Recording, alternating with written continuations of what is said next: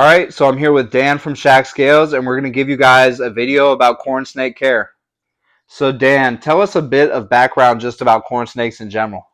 So corn snakes are a colubrid. You're going to find them on the east coast of the United States. For example, Maryland here, they're considered a native species. So to breed them, you have to have a native species permit. You can find these outside in Maryland.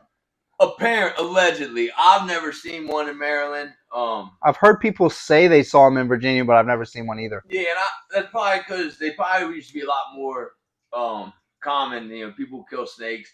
A lot more roads are built. A lot more roadkill happens. A lot more cars on the road. I'm sure that didn't help with the population, but I guarantee they're still out there. They're just laying low. My guys seem to like to just do a lot of laying low, so I imagine they're doing the same in the wild. So, being a North American snake, right, they can deal with a bit colder temperatures than a lot of pythons and stuff like that. 100%. These guys, man, in the past, I've offered them like the 89, 90 degree hot spot, and like they're never on it. Even after like a meal, they're like halfway back in the cage or maybe 3/4 of the way back. I dial that down. I give them like an 85 degree hot spot, and everyone digests great, and they're still like never on it. Still 3/4 of the way back. You saw we went through some snakes earlier, and we were just hanging out and talking, and no one was at the back of the cage. So yeah, no temperature gradients different. Same with humidity. I think Maryland humidity is all over the place. The seasons are all over the place. So they're gonna be able to handle all that stuff. Yeah, they're pretty hardy. So, what temperature are you keeping yours at? The cool end of the cage is usually fluctuates really with the year. Like wintertime, this room stays like in the low 70s, but in summertime, this room stays like about 80 degrees. So that's going to be their cool end, and then their hot end, like I say, like 85 degree hot spot. And I switched that recently to just part of the day. They get that for just like 6-7 hours of the day. Same as in natural circumstances, they're going to get some sun for a little bit, and then they go back to hiding. Snakes don't want to sit out in the open. They're prey. They're prey for just about everything. Birds would eat these guys up. So, as far as humidity, you're not too worried about humidity, right? You just give them water? Yeah, just a water bowl in there. I don't spray them when they're in shed. Dang, I don't have a monitor in my cages, but I'd say the humidity is probably about 50 degrees, which is with a cage with aspen and a water bowl, 50%. I'm sorry, I said degrees. 50%. I'm gonna keep saying degrees too because I already said it once. But 50% is, I mean, you can reach that with zero effort. It's Yeah, with just putting a big water bowl in, right? Exactly. So another about these guys, they're very predictable. They'll go to the bathroom like 3 or 4 days after they eat. So like, I'll feed my guys, and I know I don't have to check them the following day. I don't have to check them the second day. I usually do, and then when they're gonna poop. When python, it's kind of unpredictable. You don't know when the poop's coming. So you got to check them constantly to keep up on that. All right, so for feeding, what do you feed these guys? Man, just an appropriate food size item. A colubrid. Even my pythons, I don't give them any kind of crazy meal. You get a little bit of a lump in there, but a colubrid, slight lump. You don't want that huge lump because they are on a cooler temperature. I especially keep them at a cooler temperature. They don't have that crazy hot spot to digest that giant meal. So I give them just a nice body size meal. No thicker than the body. Enough to put a small lump in them? Just a very little lump. The lump's gone by the next day. I do frozen thawed. I start all my babies on frozen thawed. Corn snakes are great for taking frozen thawed too, yeah. No doubt. They're going to take food. In shed, they're going to take food. They're going to take food after handling. I can put him in his cage and feed him right away. They're great eaters in that sense. You're not going to waste food. How often are you feeding the babies, and how often do you feed the adults, and like in between? There is a difference. So the babies, I feed them like 7 to 10 days. The adults, I do them about every 2 weeks. I've noticed you feed them every week, they're just going to get obese. Brumating, though, they will lose that through a brumation period because that's when it's a hibernation for snakes. You're going to take them off of food, and then once they're completely empty, take them off food for about 30 days. Then you start dropping the temperature down. and that goes for about 3 months, like 3 or 4 months, just like a Maryland winter would last. And then they'll lose weight that they put on over the spring and summer eating too often. But if you're not brew mating and you're feeding adult once a week, they're gonna get hit that obese level. So brood mating would be more for like a breeder, right? And then someone who just has a pet wouldn't need to brood mate. No, it's not. It's not a necessity. And also with corn snakes, I've found it's not a necessity to brewmate them for breeding. I've had great success without brewmating my snakes.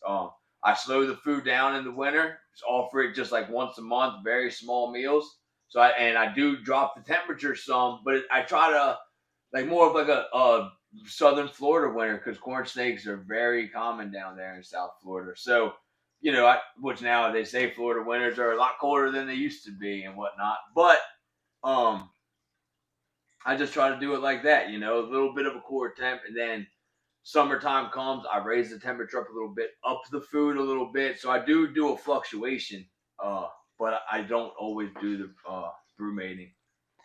So if you were to recommend cage size for someone that's buying a corn snake from you, what would you recommend for an adult, and what would you recommend for a baby?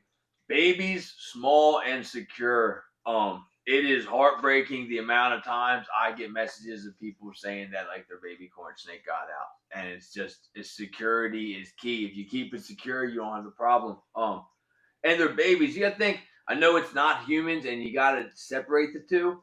But babies, humans, you're limited. You don't just get to run free. So like they're limited for their own safety. So when you have a baby, a small tub, a nice gasket sealed, like a Rubbermaid container with a nice sealed lid is ideal. That's what I used to use before I had rack systems. Because if you're only having one snake, there's no point to buy an entire rack system.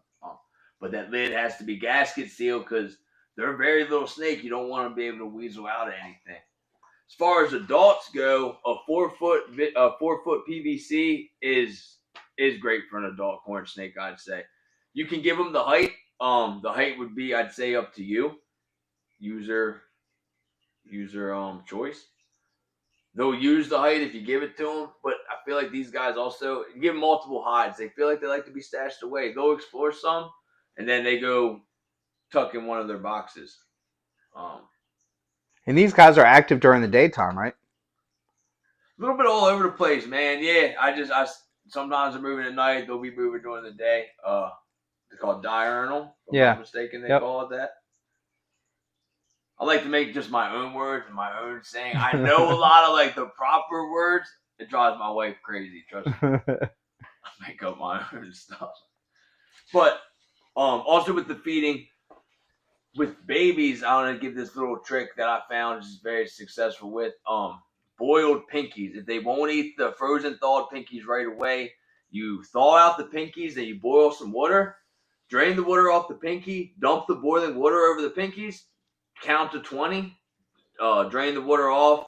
Be very careful because now that pinky's going to be a little bit swollen and they'll pop and it's disgusting. Let them cool off. Slowly dump them on a paper towel. Once they're cool, give them to the snake. And I don't know, man. A lot of times they'll eat it. And that way you don't have to do the force feeding a tail or force feeding a leg or whatever other nonsense that you sometimes have to resort to. The boiled pinky trick is great. Don't know if that works with other snakes, but I know with corn snake, it's awesome.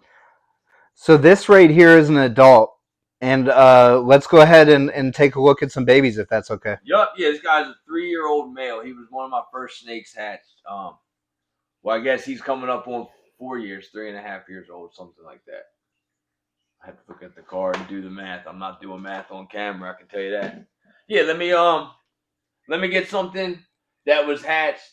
We're in 2025. Let me get a 2023, August 2023 baby. All right. I'll show you what that looks like. All right. So here you have three more corn snakes. How old are these? These guys were all 2023 babies.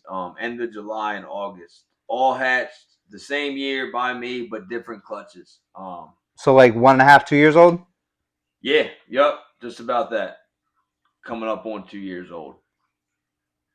And then we're looking at a Motley here, a Tessera hypo, possible hypo. Like I'm not sure about this one. She's definitely het hypo.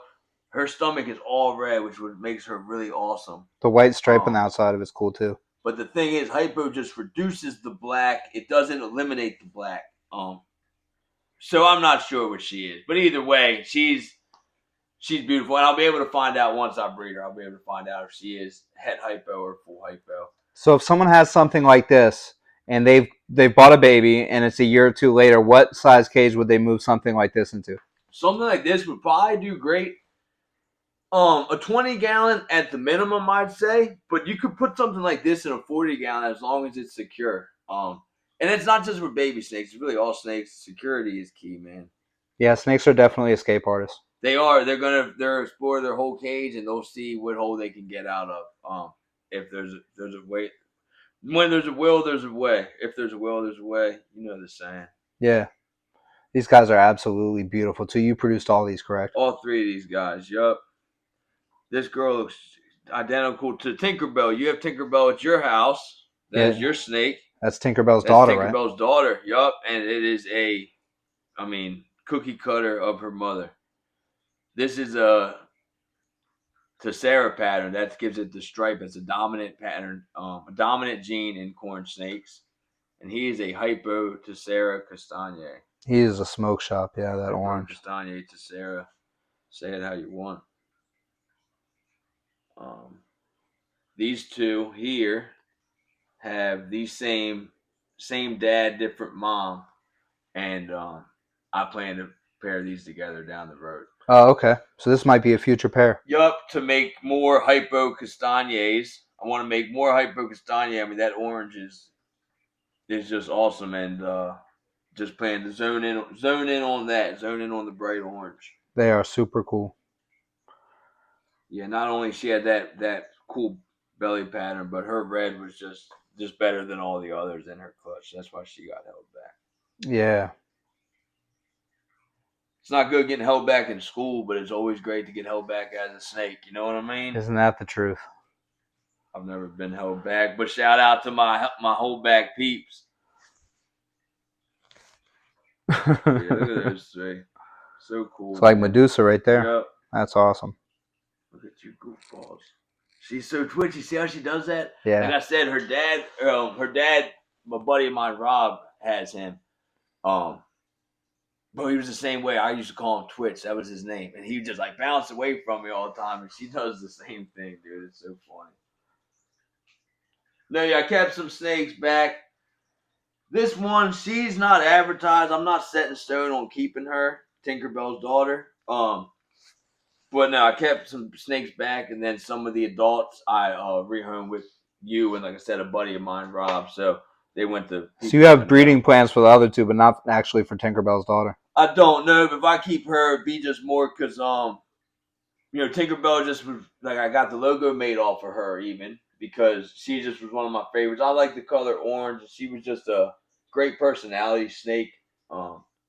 Which is why when you reached out about an adult corn snake, I was like, man, I got the perfect one. Like, she's awesome. I know you have kids at your house. You got... not just your own kids, but kids in and out of your house and stuff. And I was like, man, she'll corn snakes are great for that.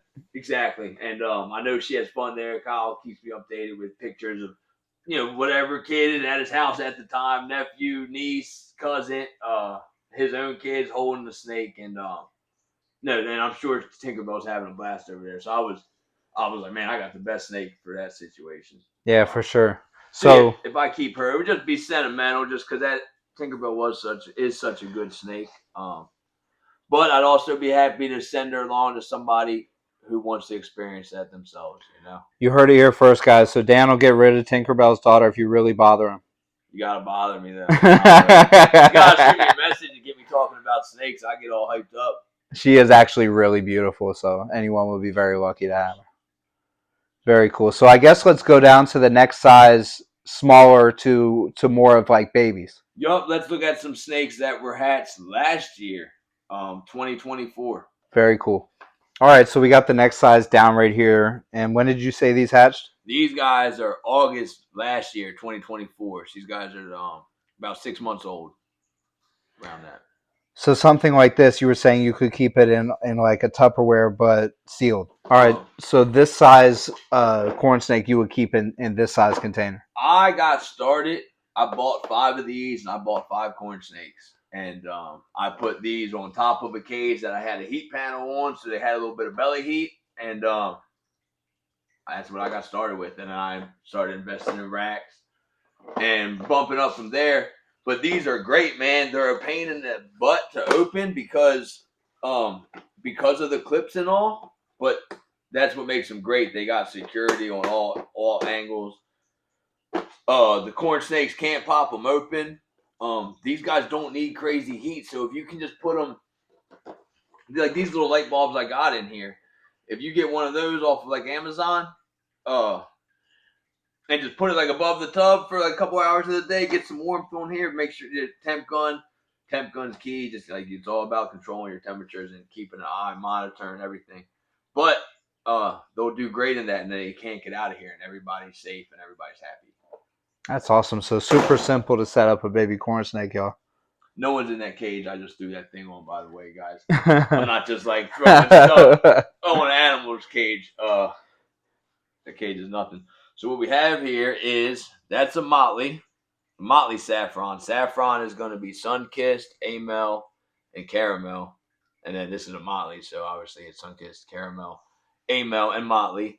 This is a stripe, which happens when you put Motley and Motley together. Not every time. This was one stripe out of 21 babies. The only one that looked like this.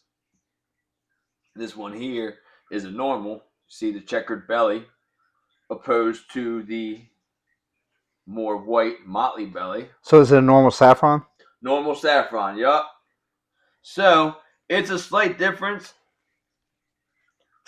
not to me. I obviously snake people know, but you can see this one has more saddles compared to more like circles.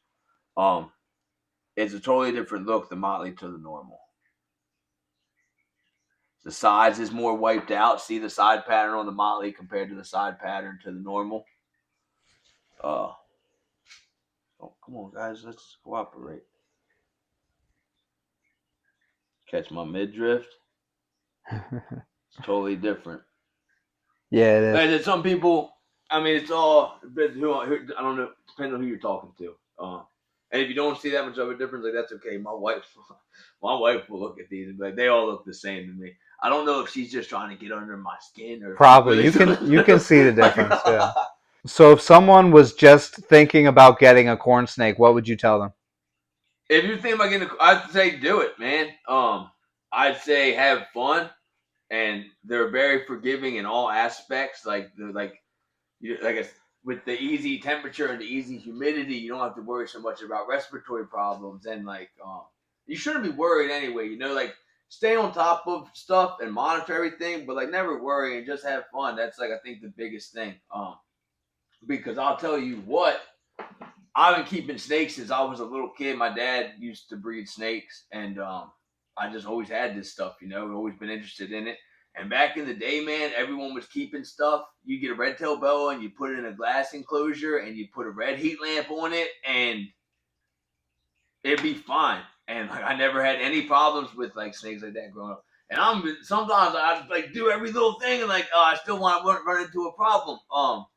Sometimes just keeping it simple and listening to the snake is important also, if a snake is real active in a tub, it might be too hot in there and it doesn't want to be in there. Or if it's in its water bowl all the time, it might be trying to cool itself off. So don't ignore little signs of the snake break something out of its routine. But I'd say get a corn snake and have fun with it, man. Look at these little guys. How can you not love that? No, they're great for kids. When they get a little bigger, I'd say this probably size is okay, depending on the kid, to handle they can be fragile because they're smaller, but they're also they're not made of glass. It's not a glass. It's not a candy cane. It's not going to just like snap in half. But I know that happens a lot. They're looked at as disposable pets, which is something we can just briefly touch on. Nothing should be disposable or an experiment for a kid. It can be an experiment to an extent, but not like for the kid to learn like life and death. teach it for the kid to learn responsibility to take care of something, and if you have to step in for that, then that's your responsibility to do so. Because these guys, they might be little, but they have the same. They want to live too, you know. They don't. No one wants to suffer in a tank. Um, and I think that happens a lot with stuff like corn snakes because the internet says how they're such good beginner snakes because they are. They are.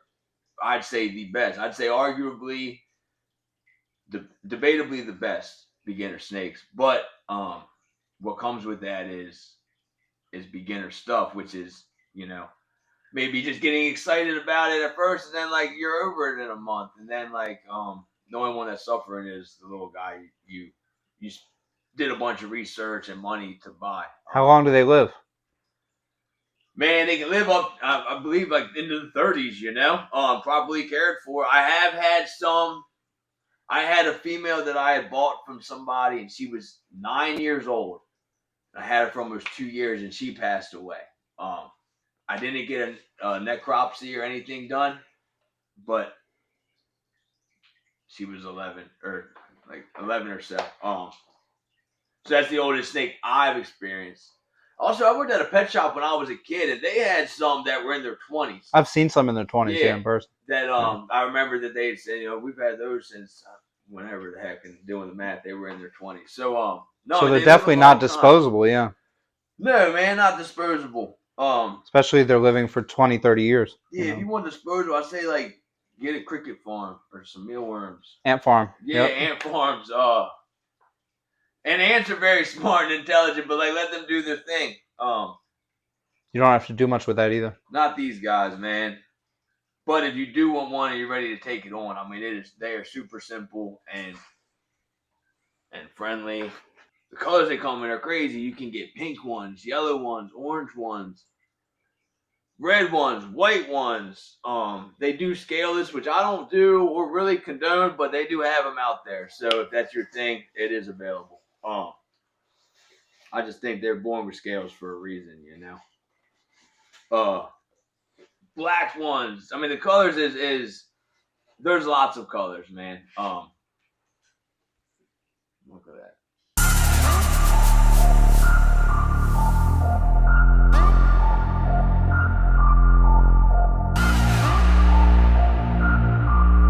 I say if you want to get a corn snake, just do your research. It's best to go to a breeder. I know people see them at the pet stores and like get sad about them, and I've done it myself, man. Rescue mission. I'm getting this snake or this lizard, and we're gonna get it a better home. But for your sake, and if you have animals at home, you don't want to bring home anything sick. If you get it from a breeder that has good reviews, good reputation, it's kind of a better experience for everybody. Lots of information on the internet. I mean, Google can be your best friend. I tell people stay away from Facebook because everyone has an opinion, but not everyone's an expert, and then you can soak in the wrong information. It's best to just do your own research and you pick apart what you think is right and wrong. But I don't think Facebook's the place to go do your own research, personally. And yeah, remember, like I said, most important thing is have fun with it, man.